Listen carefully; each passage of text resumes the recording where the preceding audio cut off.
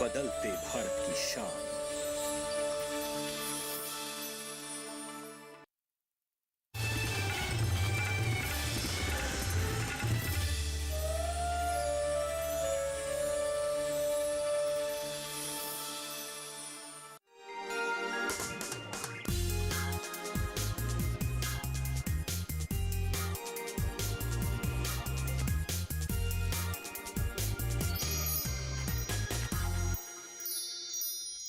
नमस्कार, मंडी.com में आपका स्वागत है। मैं हूं भुवन भास्कर। हाजिर हूं लेकर एक बार फिर एक ऐसा एपिसोड जिसमें हम बात करेंगे खेती की, किसानी की और खेती किसानी से जुड़े ऐसे बहुत सारे मुद्दों की जिनसे हमेशा आपका साबका भी होता है और जिनके बारे में हमेशा आपके मन में बहुत सारे सवाल भी होते हैं। जब खेती किसानी की बात हम करते हैं तो सीधा पहला जो दृश्य हमारे आंखों के सामने आता है वो होता है खेत में काम करता हुआ किसान। लेकिन जब खेती की सफलता की बात हम करते हैं तो खेती की सफलता में किसान के अलावा बहुत सारे दूसरे और फैक्टर्स भी अपनी भूमिका निभाते हैं और इनमें सबसे महत्वपूर्ण जो होता है वो है सरकारी नीतियां या सरकार की भूमिका। पिछले एक दशक में जो सरकारी नीतियां कृषि के बारे में दिखी हैं हम लोगों को, उसमें एक बहुत ही बुनियादी बदलाव देखने को मिला है। जैसे एक सॉइल टेस्टिंग का विषय सामने आया है पिछले कुछ सालों में। जो सिंचाई की सुविधा है उसको पहले सिंचाई की बात होती थी, लेकिन अब पर ड्रॉप मोर क्रॉप की बात होनी शुरू हुई है। ई-नैम एक ऐसा सिस्टम हमने देखा पिछले कुछ सालों में देश में, जहां की मार्केटिंग का एक बिल्कुल अलहदा, एक बिल्कुल अत्याधुनिक माध्यम अपनाया गया। यानी कुल मिलाकर अगर हम देखें तो एक चीज़ समझ में आती है कि पिछले एक दशक में खेती को बहुत ज़्यादा अर्थव्यवस्था से जोड़ने की कोशिश की गई है और इसका सबसे बड़ा जो एक तरह से कहें कि संकेत है वो है किसानों की आमदनी को बढ़ाने के प्रति सरकार के लगातार होने वाले आग्रह पर। इसलिए आज के इस एपिसोड में हम चर्चा करेंगे खेती के इसी पक्ष पर, यानी खेती के आर्थिक पक्ष पे, और इसके लिए जो सबसे बड़ी एक जिम्मेदार संस्था अपने देश में है जिससे कि ICAR ने इसका गठन किया था। ICAR के अंदर ये काम करती है national institute of agricultural economics and policy research यानी NIAP। उसके डायरेक्टर के साथ आज हम बैठे हैं प्रताप सिंह बिरथल, जो आज के हमारे मेहमान हैं और जिनसे आज इन सारे मुद्दों पर हम बातचीत करेंगे। डॉक्टर बिरथल, बहुत बहुत स्वागत है आपका मंडी.com में। शुक्रिया भुवन जी। डॉक्टर बिरथल, बातचीत की शुरुआत हम करेंगे एक बहुत ही ब्रॉड एक मैक्रो क्वेश्चन से, और मेरा सवाल आपसे यही है कि जो पिछले कुछ वर्षों में जो अब तक का एक पारंपरिक सोच के खेती को लेकर रही थी कि उत्पादन बढ़ाना है, वहाँ से अब हम मुड़े हैं और अब हम मार्केटिंग पे हमने ध्यान देना शुरू किया है, किसानों की आमदनी बढ़ाने पर ध्यान दिया है। इसको आप किस तरह से, अगर आप देखेंगे सफलता के पैमाने पर, तो कैसे आंकेंगे पिछले 5, 7, 8 सालों में इसका किस तरह से परिणाम दिखना शुरू हुआ है और आगे आप इसको किस तरह से जाता हुआ देख रहे हैं? देखिए भुवन जी, ये बहुत ही एक महत्वपूर्ण सवाल है। अभी तक हम अपने देश में उत्पादकता या अन्न उत्पादन पे हम ज़्यादा हमारा फोकस था और वो उत्पादन जो है किसानों ने आज हमें करके दिखा दिया है। आज देश में लगभग 320 मिलियन टन के आसपास जो फूड ग्रेन पैदा हम कर रहे हैं वो सिर्फ किसानों की मेहनत है। और पर किसानों की जो आर्थिक हालात है उसके बारे में पहली बार इस सरकार ने सोचा है कि डबलिंग फार्मर्स इनकम। और देखिए, डबलिंग फार्मर्स इनकम की हम बात कर रहे हैं तो इतना आसान नहीं होता है ये सब चीज़ें।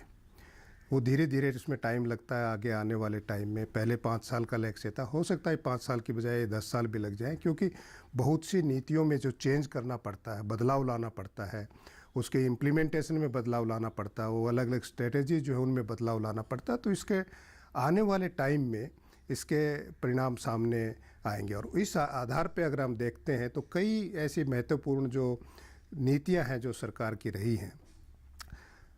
पहली तो देखिए, आप हम प्रोडक्शन से अगर हम बात करते हैं तो सॉइल हेल्थ जो है, मिट्टी का जो हेल्थ है, वो एक बहुत बड़ी महत्वपूर्ण चीज़ है। अभी तक हम क्या थे, वो जो रासायनिक खाद या पेस्टिसाइड्स, इन सब की तरफ हमारा एक वो था और किसानों को ये नहीं पता होता था। ठीक है, एग्रीकल्चर यूनिवर्सिटीज़ वगैरह जो अपनी रिकमेंडेशन देती थी, पर किसानों तक वो कितनी पहुंचती थी, कितनी नहीं पहुंचती थी। अब वो सॉइल हेल्थ कार्ड में पूरा एक सॉइल का डायग्नोसिस आ जाता है, भाई किस चीज़ की इसमें कमी है और आप किसानों को क्या उत्पादकता देना। और ये एक बहुत बड़ा स्टेप है।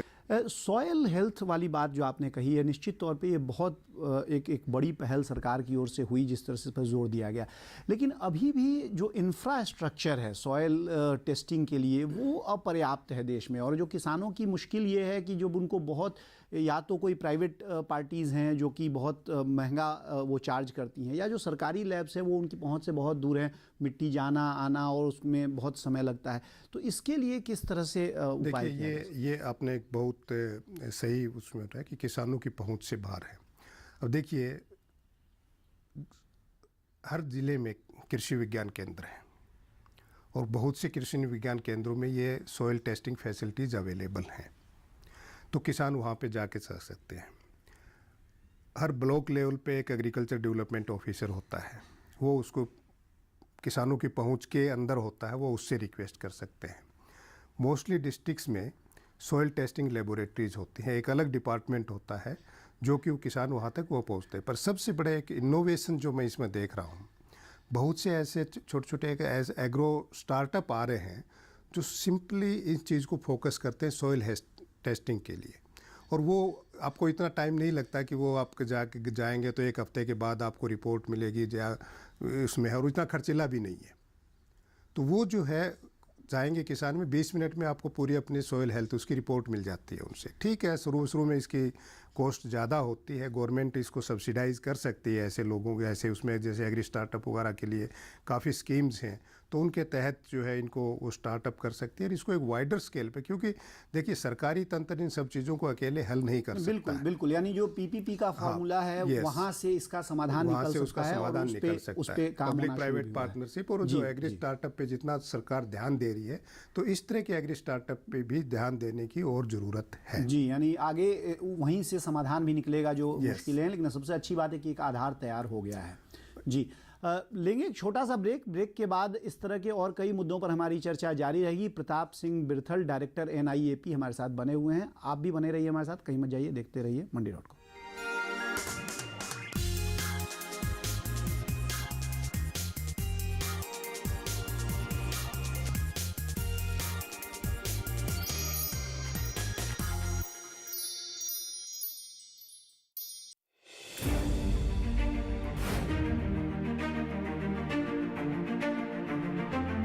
फसलों के भाव से लेकर उनकी आवक तक, पैदावार से लेकर बुआई के क्षेत्रफल तक, आयात से लेकर निर्यात तक,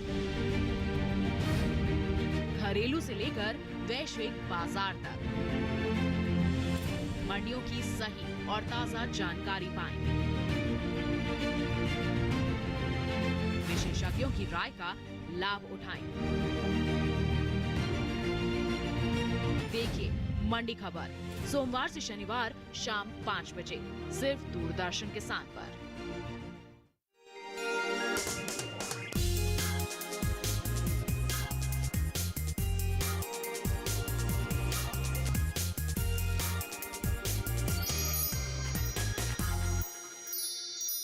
स्वागत है एक बार फिर आपका मंडी.com में। हम बात कर रहे हैं आज जो खेती को अर्थव्यवस्था के साथ, किसान की आर्थिक स्थिति के साथ जोड़ने की कोशिशें पिछले कुछ 7-8 सालों में सरकारी नीतियों के माध्यम से देखी गई हैं, उनके बारे में, उनके असर के बारे में, और जो गैप्स हैं उनको किस तरह से आगे भरा जा सकता है, इसके बारे में हमारे साथ ICAR NIAP के डायरेक्टर प्रताप सिंह बिरथल, डॉक्टर प्रताप सिंह बिरथल इस चर्चा में हैं। डॉक्टर बिरथल, हमने बात की सॉइल हेल्थ टेस्टिंग की और उसके बारे में आपने कई महत्वपूर्ण बातें बताई। जो CSA है उसके लिए आपने कहा कि पिछले 10-15 सालों में हम देखेंगे तो पहले ही इसका असर शुरू हो गया है, और जिस तरह से क्लाइमेट बदला है उतना फसलों को नुकसान नहीं हो रहा है। आगे चलते हुए किस तरह से आपको लगता है कि क्या क्या और करने की ज़रूरत है? क्योंकि पिछले 2-3 सालों में लगातार इकोनॉमिक सर्वे में जो सरकार टेबल करती है, हम देख रहे हैं कि CSA की बात लगातार सरकार कर रही है। देखिए, सबसे पहली बात तो ये कि जो क्लाइमेट स्मार्ट एग्रीकल्चर की बात है, ये कोई एक टेक्निक या तकनीक या कोई प्रयोग या उस तरह की वो चीज़ नहीं है। इसके अंदर बहुत सी चीज़ें होती हैं और जो कि किसानों को पता होना चाहिए। इसमें किसानों की जो अपनी जो ट्रेडिशनल टेक्निक्स हैं रिस्क मैनेजमेंट की, भाई जैसे क्रॉप डाइवर्सिफिकेशन का है, या उसने अपना एनिमल है इसका रीयरिंग का है, या उसमें टाइमिंग है प्लांटिंग की चेंज कर दी है उसको, या उसको किस टाइम इरिगेशन देना है। तो ये सब चीज़ें धीरे धीरे इसको, ये तो एक तरफ रहा है जो किसान जो खुद अपना यूज़ करते हैं, ये इनका जो है ना ये डॉक्यूमेंटेड है लिटरेचर में पुराने। पर अब धीरे धीरे जैसे जैसे साइंटिफिक एडवांसेस हो रहे हैं इस दिशा में, अब उनको उनके साथ इंटीग्रेट करना वो एक बहुत बड़ा माइलस्टोन रहा है इसमें। अब अभी पीछे देखिए, मैं आपको एग्जांपल दूं, ICAR ने पिछले एक दशक में लगभग अधिकतर क्रॉपों की, अधिकतर जितनी भी फसलें हैं उनकी स्ट्रेस टॉलरेंट वैरायटीज़ निकाली हैं। कुछ ड्रोट के लिए, इसके सूखे के लिए हैं, तो कुछ फ्लड के लिए हैं, कुछ हीट, आपका जो हीट स्ट्रेस है, अभी आपने गेहूं के केस में पिछले 2-3 साल से हम देखते आ रहे हैं, गेहूं की जब फूल आता है या उसकी जो आती है तो उस टाइम वो ख़राब हो जाती है। तो एक सबसे बड़ा क्या है कि इसके अंदर क्लाइमेट स्मार्ट एग्रीकल्चर में सबसे बड़ा रोल होता है क्रॉप की वैरायटीज़ का, और जो वैरायटीज़ हम डेवलप करते हैं वो किस तरह से अलग अलग स्ट्रेसेस को वो कर रहे हैं। अभी आगे आने वाले टाइम में समय है इस चीज़ का कि जितनी भी वैरायटीज़, जितनी भी क्रॉप्स की जो की जाए वो क्लाइमेट रेजिलिएंट वैरायटीज़ हों। और ये भारतीय कृषि अनुसंधान संस्थान इसका जो संस्थान का जो है वो एक बहुत बड़ा इस पर जोर है, क्योंकि अब अभी आप क्लाइमेट का आप देख रहे हैं कितना क्लाइमेट इसी साल ही आप देख रहे हैं। डॉक्टर साहब, यहाँ एक सप्लीमेंट्री क्वेश्चन मेरा है कि ICAR कर रही है, प्रयोगशालाओं में इस पे काम हो रहा है और उस तरह के बीज निकल के आ रहे हैं, लेकिन उन बीजों को समय पे किसानों तक पहुंच जाएं, और वो क्योंकि अवेयरनेस किसानों को लेके जब भी कोई नीति बनती है तो अवेयरनेस एक बहुत बड़ी समस्या होती है, इसके लिए क्या कर रहे हैं? देखिए, उसके लिए क्या है, जो हमारा सीड सिस्टम है, जो बीज पैदा होता है उसको पूरा सीड सिस्टम में जाता है। यहाँ से आपका ब्रीडर सीड जाता है, फाउंडेशन सीड है, फिर सर्टिफाइड सीड है, वो सीड चेंज हैं, स्टेट गवर्नमेंट से उसके लिए इंडेंट करती है और वो मल्टीप्लाई होकर आगे बढ़ता रहता है। दूसरा, इसका जो किसानों तक पहुँचने का मतलब बात कहूँगा मैं इन्फॉर्मेशन की, कि उससे रिलेटेड जो है हमारे कृषि विज्ञान केंद्र हैं, वो हर ज़िले में है। हर क्लाइमेटिक कंडीशन से रिलेटेड जितनी भी है वो जानकारी जो है वो किसानों तक पहुंचाते हैं, और किसानों में भी इतनी जागरूकता है कि मुझे ये इस वैरायटी का सीड चाहिए। अब आप या किसान मेले में दिल्ली में यहाँ पे IRI में कभी आते हैं, आप देख लीजिए बीज के लिए वहाँ पे कितनी मांग होती है उसकी, वो बीज की आपूर्ति नहीं कर सकते हैं। तो ये एक जो है अब धीरे धीरे जो है, जैसे क्योंकि मान लो देखिए कोई सी सीड मल्टीप्लिकेशन में भी टाइम लगता है आने में, उसको मल्टीप्लाई होने में टाइम लगता है। ये तो है नहीं कि भाई मैं 1 साल में ही पूरे देश को उसको कवर कर दें या पूरे रीजन को कवर कर दें। तो ये अगले 4, 5, 7 साल उसमें लगते हैं जब तक उस वैरायटी का आगे तक किसानों तक पहुंचने में जो उसका है फायदा। लेकिन दूसरा, ये फोकस एरिया है, ये फोकस एरिया है। दूसरा इसका फोकस एरिया और जो है जो क्लाइमेट स्मार्ट एग्रीकल्चर की है, देखिए इरिगेशन जो है वो सिर्फ उत्पादकता ही नहीं बढ़ाता, पर वो उत्पादकता में कमी आने से, इन तरह के जो क्लाइमेट चेंज की वजह से जो कमी आती है उसको भी कम करता है। डॉक्टर साहब, उत्पादन के बारे में तो ये बात हमने की, सॉइल टेस्टिंग की और सिंचाई की, और मार्केटिंग एक बहुत बड़ा विषय है, और इस सरकार ने ख़ास तौर से हमने देखा है पिछले कुछ सालों में फसलों की मार्केटिंग पर काफ़ी ध्यान दिया है, और इसमें सबसे बड़ा इंटरवेंशन जो था वो E-NAM के रूप में आया था 2016-17 में। अब उसको भी 6-7 साल हो गए हैं। इसको आप कैसे रिव्यू करेंगे E-NAM में, और आप इसकी सफलता को कैसे आंकेंगे, और आगे आपको क्या लगता है कि क्या और करने की ज़रूरत है? करीब 1000 मंडियाँ ऑलरेडी जुड़ चुकी हैं इससे। देखिए, E-NAM का सबसे पहला जो मुद्दा जो ये था कि भाई किस तरह से पूरे देश की एक देश एक बाज़ार, इसका बेसिक प्रिंसिपल यही था। इसका मतलब ये था कि भाई अगर वो एक किसी फसल की कीमत दिल्ली की मार्केट में जो है वही उतनी ही कीमत अगर दूसरी मार्केट में होनी चाहिए, उसमें थोड़ा बहुत हो सकता है ट्रांसपोर्ट कॉस्ट वगैरह करिए और करके।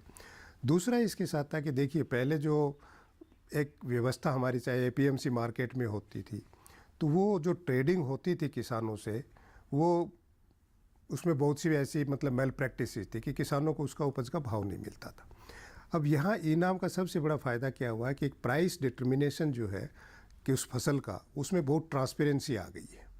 वो उसमें क्वालिटी को भी कंसीडर करते हैं, और किस टाइम नमी वगैरह जितनी जो भी है उसमें वो करके, और कहीं इसमें सबसे बड़ा बात है कि उसमें कहीं भी कोई भी ट्रेडर कहीं भी खरीद सकता है, कहीं किसी भी मार्केट से खरीद सकता है। ये चर्चा हमारी रखेंगे जारी, लेकिन फिलहाल वक्त हो गया है एक छोटे से ब्रेक का। ब्रेक से लौटते हैं और आगे और कई सारी बातें जो डॉक्टर बिरथल के पास हैं हमें बताने के लिए, वो हम समझेंगे उनसे। बने रहिए हमारे साथ, देखते रहिए मंडी.com।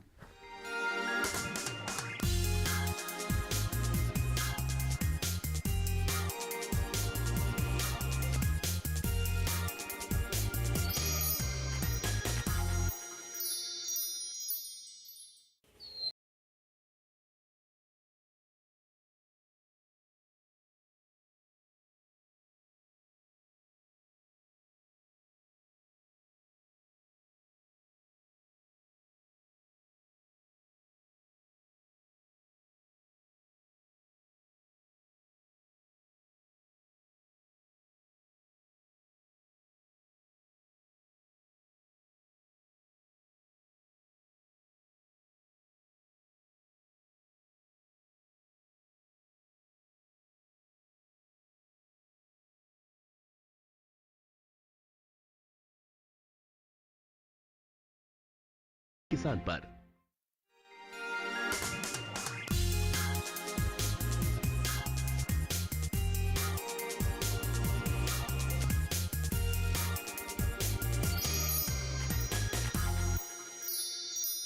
एक बार फिर स्वागत है आपका मंडी.com में। हम बात कर रहे हैं भारतीय कृषि और भारतीय कृषि के जो पुरोधा हैं यानी किसान, उनको उनकी आर्थिक स्थिति को जोड़ने में जो सरकारी नीतियों के माध्यम से हस्तक्षेप हुए हैं पिछले कुछ सालों में, उसके बारे में। और इसके बातचीत के लिए जिनको आज हमने अपने साथ जोड़ा है वो हैं डॉक्टर प्रताप सिंह बिरथल, जो NIAP ICAR NIAP के डायरेक्टर हैं। NIAP एक ऐसा संस्थान है जिसका काम ही यही रिसर्च करना है कि किस तरह से भारतीय कृषि को अर्थव्यवस्था के साथ जोड़ा जाए, विज्ञान के साथ जोड़ा जाए। डॉक्टर बिरथल, पिछले कुछ सालों में ख़ास जोर दिया गया है किसानों के समूह बना के उनके माध्यम से जो तमाम किसानों की मुश्किलें हैं वो हल करने का, उसके बारे में आप और ज़्यादा जानकारी हमें। हाँ, तो इसमें मेरा ये कहना था कि भाई छोटे जितने 86% हमारे जो किसान हैं वो लघु और सीमांत किसान हैं। वो अपने लिए थोड़ा पैदा करते हैं, कुछ मार्केट के लिए पैदा करते, चाहे वो कोई भी क्रॉप हो, चाहे वो गेहूँ हो, धान हो, फसल हो, सब्जियां हो। और इनमें जब वो मार्केट में जाते हैं तो न तो उनको भाव मिल पाता है छोटी छोटी, क्योंकि उन्हें थोड़ा सा उनके पास उपज होती है। तो इसका सबसे बड़ा एक उपाय जो है, जो फार्मर प्रोड्यूसर ऑर्गेनाइजेशन की हम बात कर रहे हैं या कोऑपरेटिव की आप बात कर लीजिए, तो वो अगर संगठित होकर एक साथ अब आते हैं तो उसके बहुत से फ़ायदे होते हैं। सबसे बड़ा संगठन में कहते हैं कि भाई एक अकेला चना बाढ़ नहीं फोड़ सकता, अगर एक मुट्ठी भर में बंद कर लेते हैं तो पूरे हाथ में ताकत आ जाती है। तो वही इनका उद्देश्य है। और उस उद्देश्य से होता क्या है कि आपको अगर कोई इनपुट लेना है तो क्वालिटी का इनपुट आप एक साथ खरीद सकते हैं। ये मतलब FPO जो है वो buy in bulk and sell at bulk prices. सबसे बड़ा बात एक तो ये है इनपुट्स का जो है। इसी तरह से मार्केट में आपकी बार्गेनिंग पावर बढ़ती है। अच्छा डॉक्टर बिरथल, क्योंकि ये तो हमने इकोनॉमिक्स की बात की, एग्रीकल्चरल इकोनॉमिक्स, लेकिन जब हम विज्ञान को कृषि से जोड़ने की बात करते हैं और ये बार बार ये कहा जाता है कि जिस तरह से अब जैसे हमने क्लाइमेट स्ट्रेस की बात कही, बढ़ती जनसंख्या के लिए अनाज जुटाने की बात है, तो हम लोगों को ज़्यादा से ज़्यादा तकनीक पर जाना पड़ेगा। इस दृष्टि से देखा जाए तो मुझे लगता है सबसे बड़ा हस्तक्षेप जो इंटरवेंशन हुआ है अभी हाल के समय में, वो एक ड्रोन का लगातार बढ़ता प्रयोग है खेती में। आप इसको किस तरह से देखते हैं और क्या आपको लगता है ड्रोन के ज़्यादा इस्तेमाल होने से कौन कौन सी समस्याएं हैं जिनको कि किसान नहीं उसका हल कर पा रहा था, जिससे जूझ रहा था, जिसको कि अब उसको हल करने में मदद मिले? आज जिस तरह से ड्रोन का यूज़ हो रहा है, सबसे पहले तो जैसे हम कहते हैं कि आप किसी भी रीजन में ड्रोन के थ्रू आप सर्वे कर सकते हैं। क्रॉप्स की सर्वे कर सकते हैं, इंसेक्ट पेस्ट क्या है उनकी सर्वे कर सकते हैं, डिजीज़ की आपके बारे में सर्वे कर सकते हैं, आपका ग्राउंड वाटर लेवल कितना है उसके बारे में आप सर्वे कर सकते हैं, सॉइल क्वालिटी के बारे में उससे आप सर्वे कर सकते हैं। तो इसके लिए उसका जो है एक बैक एंड इंफ्रास्ट्रक्चर जो है ड्रोन को, क्योंकि उसको एनालाइज करने के लिए भी आपको ज़रूरत पड़ती है, तो एक तो सबसे बड़ी वो है। दूसरा है, आप देखिए अब जब ये सब चीज़ें करेंगे तो ये लार्ज स्केल पे होती है, किसी एक किसान के लिए नहीं होती, वो कम्युनिटी बेस्ड, विलेज लेवल पे, पंचायत लेवल पे वो सब चीज़ें होती हैं। और इसमें एक इसके साथ साथ जो हम बात करते हैं क्रॉप प्लानिंग की बात करते हैं, कि भाई इस रीजन में ये क्रॉप्स ग्रो करनी चाहिए, ये नहीं ग्रो करनी चाहिए। तो ये क्रॉप प्लानिंग में इस तरह का जो ड्रोन के थ्रू, जैसे लैंड यूज़ के बारे में या जियो टैगिंग जिसकी हम बात करते हैं, तो वो सब चीज़ें इसके थ्रू पॉसिबल है। पर आने वाले टाइम में ये सब चीज़ें बहुत करेंगे। अच्छा डॉक्टर साहब, इसी क्रम में एक और जो हाल के दिनों में एक चीज़ बढ़ी है वो है जो इफ़को का नैनो यूरिया और नैनो डीएपी का प्रभाव। क्योंकि निश्चित तौर पे सरकार ने हाल के वर्षों में हमने देखा है जैविक खेती और जो नेचुरल प्राकृतिक खेती है उस पर जोर देना शुरू किया है, लेकिन अभी फ़िलहाल तो किसानों के लिए खाद की ज़रूरत है, वो बनी रहेगी, इतना बड़ा देश है अपना। इसमें नैनो यूरिया, नैनो डीएपी से आपको क्या लगता है कितना फ़र्क पड़ेगा? क्योंकि पहली बार हमने देखा है अभी कि फर्टिलाइज़र पर सब्सिडी में कुछ कमी आई है, जो बजटेड फंड था उसमें कम लगता है कि बच जाएगा।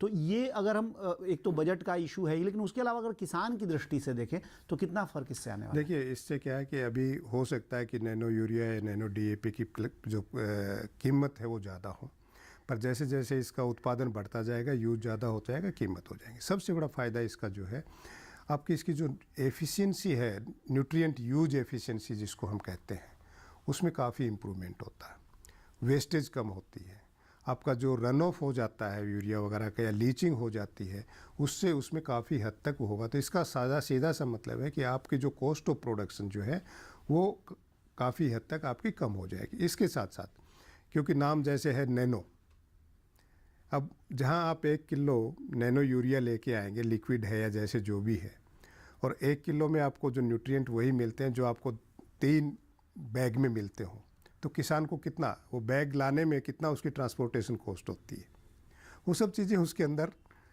वो जिसको ट्रांसपोर्टेशन कॉस्ट वगैरह है, वो सब चीज़ें इससे कम होने की कम ये तो डेफिनेटली कम होंगी होंगी। पर सबसे बड़ा जो प्रभाव है वो आपका सोइल हेल्थ पे भी इसका पड़ेगा। जी डॉक्टर साहब, एक जो बदलाव बहुत तेज़ी से दिख रहा है जो ये परिदृश्य कृषि का है, उसमें ये कि जो इलाके या जो राज्य अभी तक देश का सिरमौर माने जाते थे कृषि उत्पादन में, ख़ास तौर से पंजाब और हरियाणा की बात हमेशा होते रही है कि उसको गेहूं का कटोरा और ऐसे कहा जाता रहा है।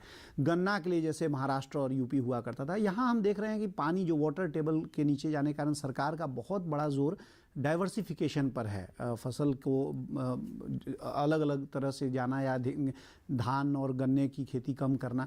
इसमें आपको क्या लगता है कि टेक्नोलॉजी कितनी मददगार हो सकती है और मार्केट का कितना बड़ा रोल होगा? किसान फसल वही उगाएगा जो उसको बेनिफिट होगा।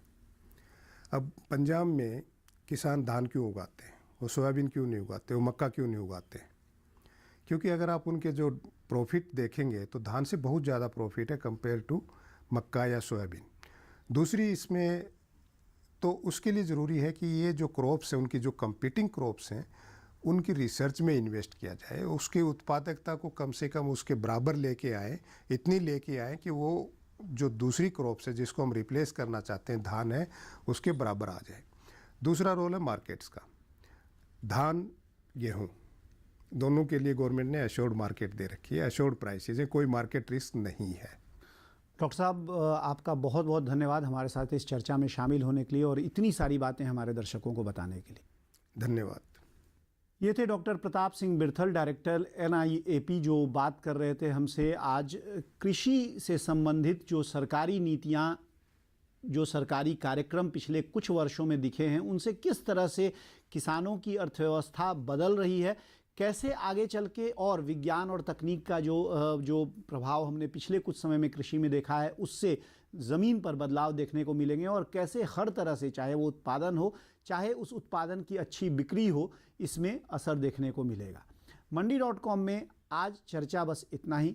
मुझे दीजिए अनुमति, लेकिन बने रहिए हमारे साथ, देखते रहिए DD किसान, क्योंकि DD किसान पर खबरों और कार्यक्रमों का सिलसिला जारी है।